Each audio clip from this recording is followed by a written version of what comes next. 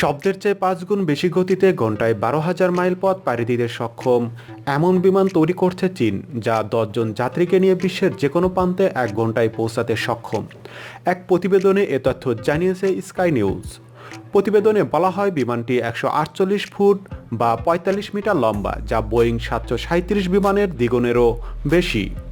দুই পাশে ছড়িয়ে থাকা ডানা দেখে মনে হবে যেন কোনো ঘুড়ি আকাশে উঠছে। এটি ১ ঘন্টায় বিশ্বের যে কোনো প্রান্তে ১ ঘন্টায় পৌঁছাতে সক্ষম হবে।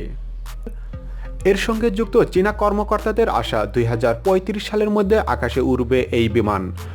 পরবর্তীতে এর যাত্রী ধারণ ক্ষমতা ১০০-তে উন্নতি হবে। স্কাই নিউজ জানায়, ২০ বছর আগে নাসার পরিত্যক্ত প্রকল্প বোয়িং মান্তা এক্স-৪৭-এর আদলে তৈরি করা হয়েছে চীনা এই বিমানটির প্রাথমিক নকশা। ব্যয়বহুল হওয়ায় নাসা এই প্রজেক্ট বাতিল করেছিল।